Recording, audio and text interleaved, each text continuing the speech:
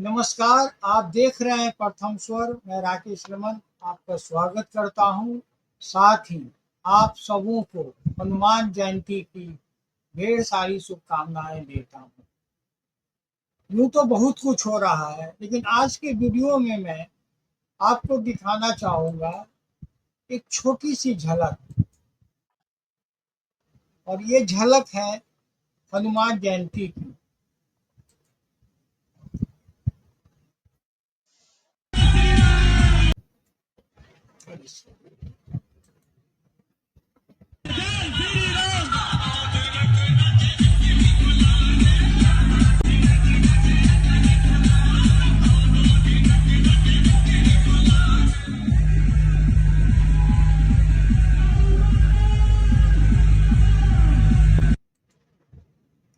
ये छोटी सी झलक मैंने दिखाई है। ऐसा ही पूरा दृश्य आज दिल्ली के कॉलोनीज के भी दिख रहे हैं। यानी जिधर जाइए, आज तो मैंने ऐसा देखा सर, मैं जहाँ पर रहता हूँ, जिस हमारे एरिया में केवल सोसाइटीज हैं, यानी एक सोसाइटी के दोनों ही गेट पर चल रहे हैं भंडारे। और आज मैंने हनुमान जयंती थी तो मैं आज हनुमान मंदिर किनार प्लेस में सोचा कि आज वहाँ मत्था टेकूं। मैं वहाँ गया, लेकिन इतनी लंबी लाइन कि इस एज में उतने देर खड़े होने की मेरी सामर्थ्य नहीं थी। तो मैं हनुमान मंदिर में बाहर से ही मत्था टेक कर लौट गया। यानी पूरे गजब की उत्साह। और केवल ये सुबह का नहीं, शाम में आ रहा हूँ तो देख रहा हूँ कॉलोनी में इधर से एक शोभा यात्रा आ रहा है, उधर से आ रही है। मेरे आज जो कहने का ये मूल मंत्र था कि पूरे देश में हिंदुत्व जगा है, ये सबसे बड़ी बात है। और इस हनुमान जी के बाद आप प्रशांत कुमार सिंह से परिचित हैं, तो हम दोनों ही आपका स्वागत कर रहे हैं। और आप आते हैं आज के मुद्दे पर। एक तो देश में बहुत कुछ चल रहा है। ईडी की कार्रवाई बहुत तेजी से चल रही है। और 2 दिन पहले हम लोगों ने, प्रशांत जी, आपसे बात की थी कि क्या राहुल गांधी सोनिया गांधी को मोदी बचा रहे हैं। तो आज उनके दिल्ली, बेंगलोर और लखनऊ के यंग हेराल्ड मामले में उनके ऑफिसों को कुर्क कर लिया गया। और सोनिया गांधी एंड कंपनी, जो राहुल गांधी के यंग इंडिया को डायरेक्शन दी गई है कि इसका जितना भी किराया अब आता है वो सब ईडी के कोर्ट में जमा कराया जाए। एक मामला तो ये आया। दूसरा एक हलचल देख रहा हूँ प्रशांत, कि कोर्ट हमारा कुछ सीमाओं से ज्यादा आगे जा रहा है। उसकी प्रतिक्रियाएं, उसके वक्तव्य कुछ ऐसा आ रहा है जैसे मान लो कि हमारे देश का ये सुप्रीम कोर्ट न हुआ, कि हमारे पार्लियामेंट और हमारे प्रेसिडेंट से भी ऊपर हो गया। बहरहाल, आज का विषय हमने लिया है कि हम बात करेंगे भारत के दक्षिणी छोर पे बसा तमिलनाडु की। हम लोग कहते हैं ना, कश्मीर से कन्याकुमारी। तो आज कन्याकुमारी वाले राज्य तमिलनाडु की हम बात करेंगे। वहां पर भी बहुत कुछ हो रहा है सर। प्रशांत जी, सबसे पहले मैं आपको एक घटना का याद दिला दूं कि आज से कुछ दिन पूर्व जो डीएमके के पार्टी के मुख्यमंत्री के बेटे सनातन को समूल नाश करने की बात करते हो, उनके ही एक मंत्री के द्वारा भगवान शिव के बारे में डेरोगेटरी रिमार्क किए गए, तो उसे मंत्री पद से हटा दिया गया। तो पहला सवाल मैं आपसे ये पूछना चाह रहा हूँ, ये परिवर्तन कैसे हो गया और इसके पीछे की वजह क्या है? सर, इसके पीछे वजह यही है कि अब तमिलनाडु में जो सामान्य जनमानस है वो अब मोर्चा खोल रही है इस डीएमके की राजनीति की, क्योंकि उन लोगों को अब पता चल गया कि ये पीढ़ी दर पीढ़ी परिवारवाद की राजनीति, और इसमें सबसे ज्यादा अगर रहा है तो द्रमुक ने जितना भ्रष्टाचार में लिप्त रहा है उतना शायद ही कोई रहा होगा, इतना ज्यादा भ्रष्टाचार के उस पर आरोप है।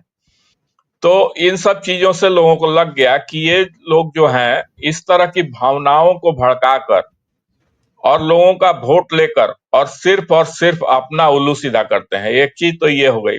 दूसरी कि इसमें यदि हम कहें कि जो भारतीय जनता पार्टी के जो प्रदेश अध्यक्ष के अन्नामलाई, हालांकि वो ओबीसी वर्ग से आते हैं, लेकिन आईपीएस अधिकारी से उन्होंने इस्तीफा देकर राजनीति में आए और इतने अच्छे ढंग से उन्होंने लोगों को कन्विंस करने का काम किया कि पूरे देश में सभी लोग सनातनी हैं और सनातन संस्कृति सबसे प्राचीनतम संस्कृति है और सनातन संस्कृति पर सबको गर्व करना चाहिए।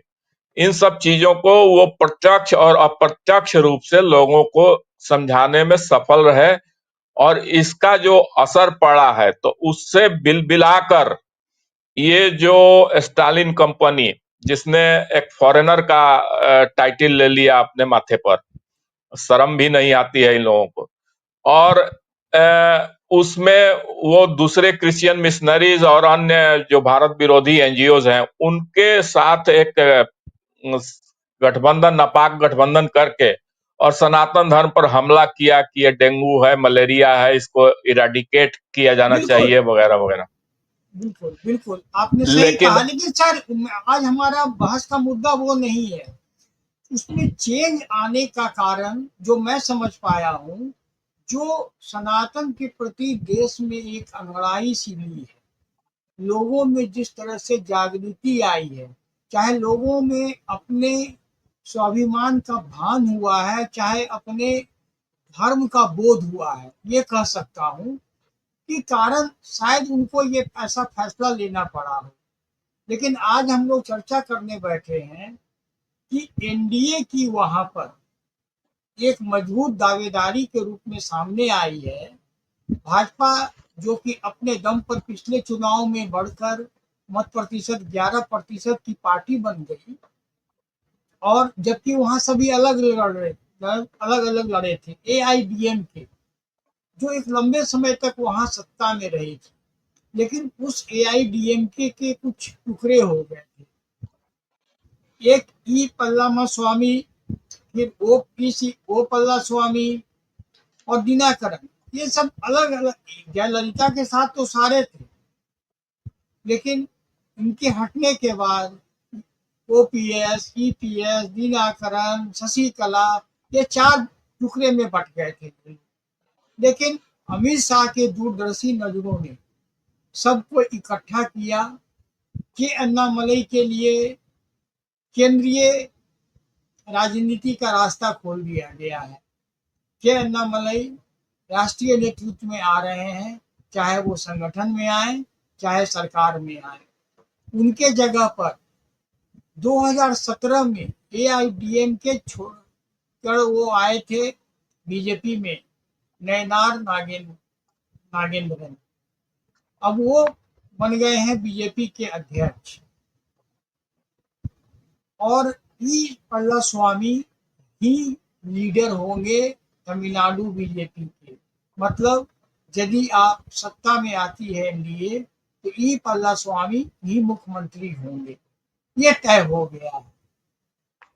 इस पूरी प्रक्रिया को आप कैसे देखते हैं? सर, इसको ऐसे देखें कि अभी जो 2024 में जो चुनाव हुआ तो ऑल इंडिया अन्ना द्रमुक और भारतीय जनता पार्टी दोनों छोटी छोटी पार्टियों के साथ अलायंस करके दोनों अलग अलग लड़ी।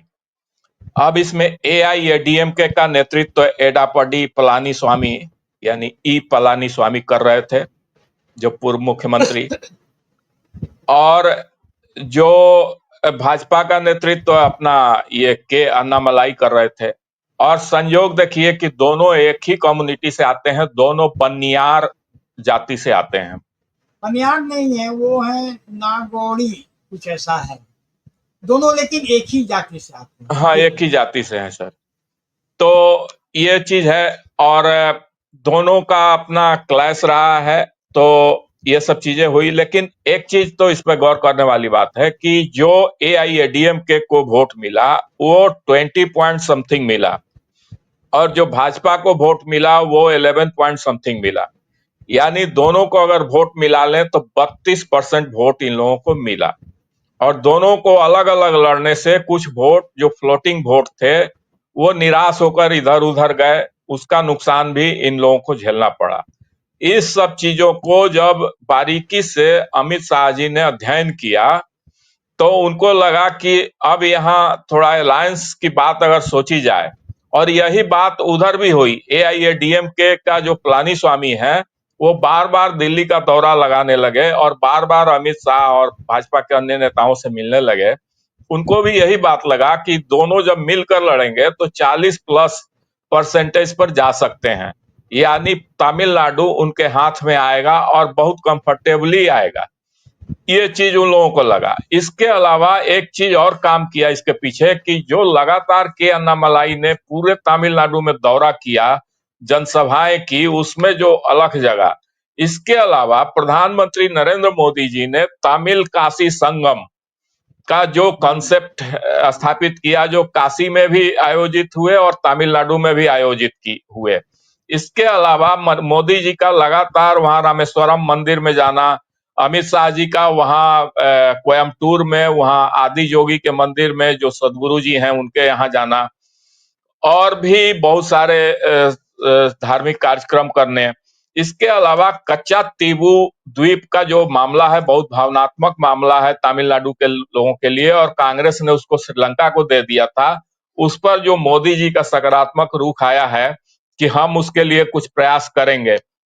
इसके अलावा आप मेनलैंड से रामेश्वरम को जोड़ने के लिए एक नई रेल लाइन और रेल गाड़ी उस पर चालू हो गई, और वो बहुत ही आर्ट ऑफ द स्टेट कहा जा सकता है।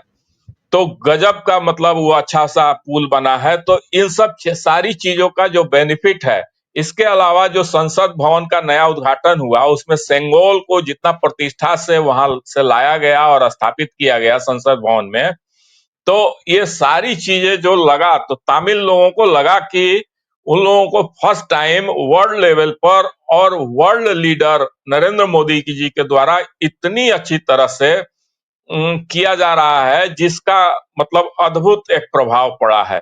और इन सब चीजों को देखते हुए जो एआईएडीएमके और भाजपा दोनों को लगता है कि इस चीज को मौका छोड़ना नहीं है, इसीलिए ये तय हुआ कि एक नए प्रदेश अध्यक्ष के साथ वहां आगे बढ़ा जाए। और ये जो नयनार नागेंद्रन है, अभी विधायक है, पहले मंत्री भी रह चुके हैं, एआईएडीएमके से आए हुए थे, आपने बताया ही।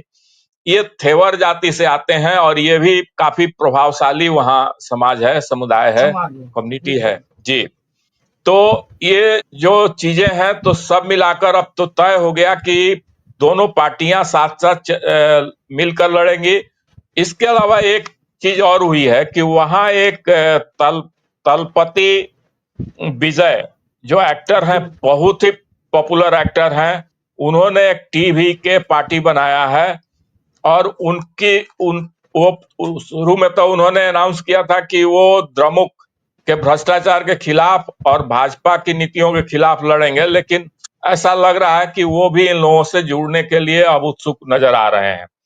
तो यदि ये सारे लोग जुड़ जाते हैं तो एक बहुत बड़ी उपलब्धि होगी। इसके अलावा जो अमित शाह जी ने एक चीज कहा कि एआईएडीएम के इंटरनल मैटर्स में हमको कोई इंटरफेयर करने का इच्छा नहीं है, नहीं करेंगे, हमारी नीति यही है, और वो लोग अपनी समस्याएं अपने सुलझाएंगे।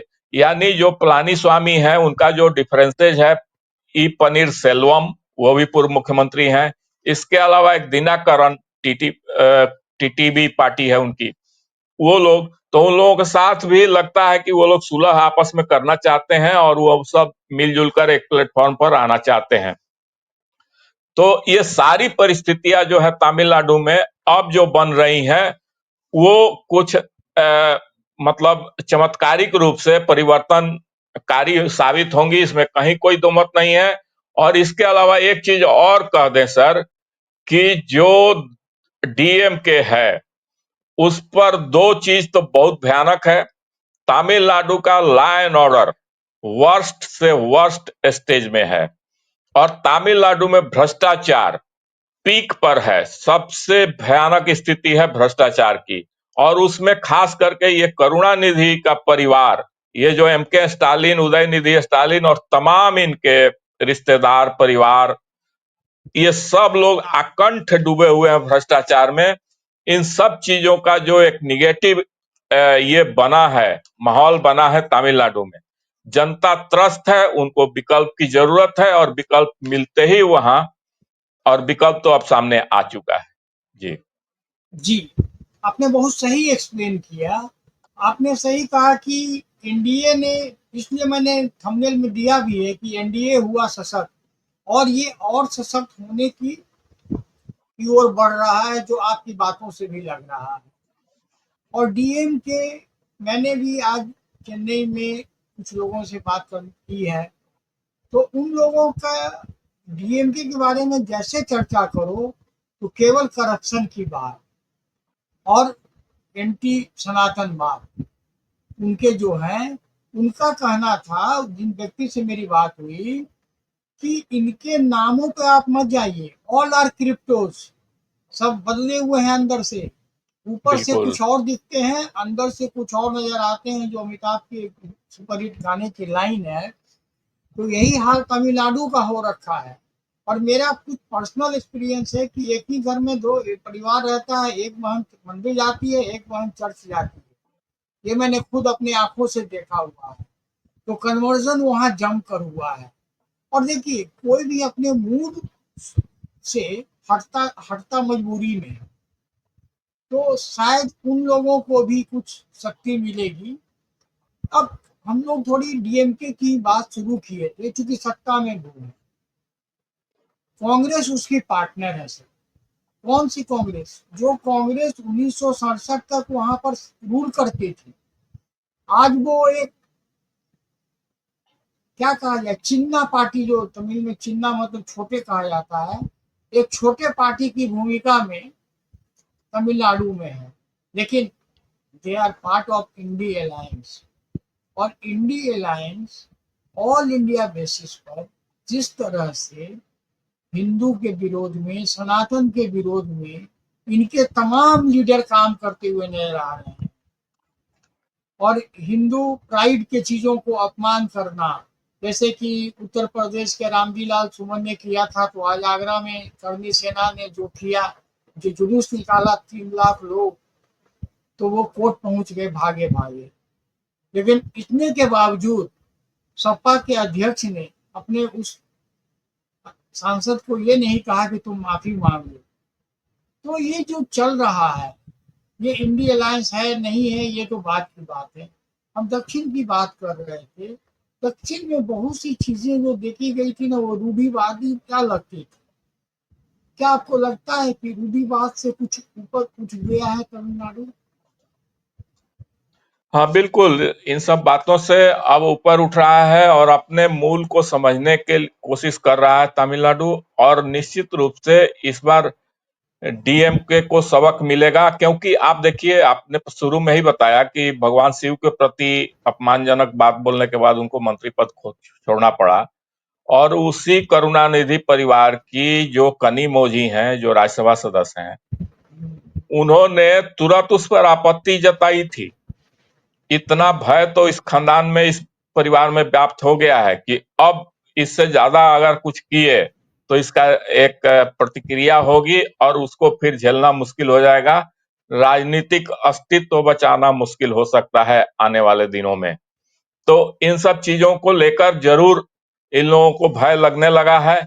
और हमको लगता है कि जब एक बार आएगी वहां भाजपा, ऐसे तो कुछ लोग ये भी अपना इंटरप्रिटेशन कर रहे हैं कि जो एआईएडीएमके है, उसके साथ जो अंडरस्टैंडिंग भाजपा ने की है, तो वो एक उसी तरह की रणनीति है जैसे जम्मू कश्मीर में पीडीपी के साथ भाजपा ने किया था। और जब वहां सत्ता में बैठकर भाजपा ने वहां अंदर से सारा चीज गुणा भाग और गणना कर लिया, तो सरकार से बाहर आके वहां से 370 धारा और 35A को कहानी खत्म कर दिया भाजपा। तो इस तरह से भाजपा एक बार वहां तमिलनाडु की सत्ता में बढ़िया से बैठ कर जाए, तो फिर वहां मंदिरों का इतना ज्यादा वहां प्रभाव है, इनकम है, और उन सब चीजों को अगर व्यवस्थित ढंग से कर दिया जाए तो सारे जो भारत विरोधी एनजीओ और धर्मांतरण कराने वाली तमाम जो चीजें हैं, जो निगेटिविटी क्रिएट करने में और जो अनरेस्ट और अराजक तत्व हैं, वो सारे लोगों को वहां से बोरिया बिस्तर बांध कर वहां से गायब हो जाना पड़ेगा। ऐसी स्थितियां भी वहां आ सकती हैं। जी। जी, आपने सही कहा कि परिस्थितियां बदलेगी। राजनीति है, भाजपा, हालांकि भाजपा के पास एक ये क्रेडिट है कि वो जो कहती है वो करती है। बिहार के नीतीश कुमार देख लीजिए आप, उनको उनको बनाकर आज तक रखा, चाहे उनको सीटें कम आई। तो भाजपा ने जो पॉलिटिकल प्रोमिसेस करती है उसके साथ स्टैंड करती है। आगे एक चीज क्या और सर। होगा? जी, आप बोल दीजिए, टाइम आखिरी। हाँ, आखिरी सर, ये जो के अन्नामलाई को वहां से प्रदेश अध्यक्ष पद से मुक्त किया गया है, इसके बाद इनको राष्ट्रीय स्तर पर कुछ ऐसी जिम्मेदारी देने की बात चल रही है जिससे ना सिर्फ तमिलनाडु में बल्कि आसपास के राज्यों में, जैसे पांडिचेरी में, केरल में, कर्नाटका में और तेलंगाना में, इन सारे प्रदेशों में इनको काफी एक्टिवेट किया जाएगा और बहुत ही डायनामिक व्यक्ति हैं और बहुत ही अच्छा रिजल्ट ले आएंगे, इसमें कहीं कोई दो मत नहीं है। और इस हिसाब से इनका कद और ऊंचा होगा, ये भी भाजपा सुनिश्चित करना चाह रही है। बिल्कुल, ये तो साफ पहले ही लाइन में मैंने इसीलिए कहा कि अब उनकी भूमिका राष्ट्रीय नेतृत्व में होगी। अब राष्ट्रीय स्तर पर वो काम करेंगे। तमिलनाडु, ऑफ कोर्स तमिलनाडु के हैं, और दक्षिण भारत शायद उनके ही जिम्मे रहेगा। जैसे राजीव चंद्रशेखर इतने दिन तक मंत्री रहे, अभी वो केरल संभाल रहे हैं, और केरल में रोज ऐसा कोई दिन नहीं होता है जब क्रिश्चियन भारी संख्या में जुड़ रहे हैं भाजपा के साथ। तो परिस्थितियां बदल रही हैं देश की, दक्षिण में भी बदलेगी, निश्चित रूप से बदलेगी। हाँ, अब तक भाजपा के पास मोदी और अमित शाह जैसा करिश्माई नेतृत्व नहीं था। और दक्षिण भारत में हालांकि हमारे पास कर्नाटक में बड़े लीडर रहे हैं, लेकिन उसके अलावा और कहीं नहीं रहे थे। के अन्नामलई के रूप में हमें एक अच्छा लीडर मिला है, और ये लोग उसका उपयोग करेंगे, पार्टी के लिए करेंगे। और के अन्नामलई की जो अभी उम्र ही क्या है सर, उनके पास तो इतना टाइम है, इतने टाइम में तो उनको मान के इस तरह से तैयार किया जा सकता है कि वो देश के कुछ भी हो सकते हैं। और मोदी भाजपा में ये सब संभव है, कि कोई कांग्रेस तो है नहीं कि बाप मर गया तो बेटा होगा, बेटा मर गया तो बेटी होगी, नहीं तो बीबी होगी, कोई होगा। ये तो परिवार वाली बात यहाँ है नहीं। यहाँ तो एक कार्यकर्ता भी कुछ बन जाता है। तो इससे उम्मीद करते हैं कि एनडीए तमिलनाडु में एक दमदार उपस्थिति के लिए तैयार हो रही है। चुनाव में परिणाम क्या होंगे वो तो हम नहीं बता सकते, लेकिन एक परिस्थितियों को देखकर, चाहे जो हो रहा है उनके पीछे जो बातें छुपी सी दिख रही है, चाहे जो उसके मतलब क्या निकल कर आएंगे, तो साफ लग रहा है कि तमिलनाडु में भाजपा एक दमदार उपस्थिति लेने जा रही है। अब देखते हैं आगे क्या होता है।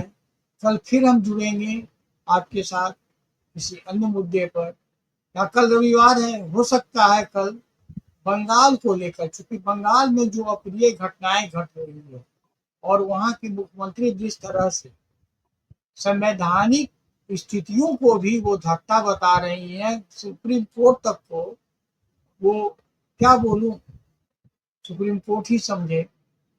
मगर कल हम चर्चा करेंगे, और कल अगली एक वीडियो जरूर लेकर आऊंगा आपके साथ। तब तक हमारे साथ जुड़े रहिए। यदि आपको हमारा विश्लेषण अच्छा लगा हो, इसको लाइक कीजिए, शेयर कीजिए और सब्सक्राइब निश्चित रूप से कीजिए।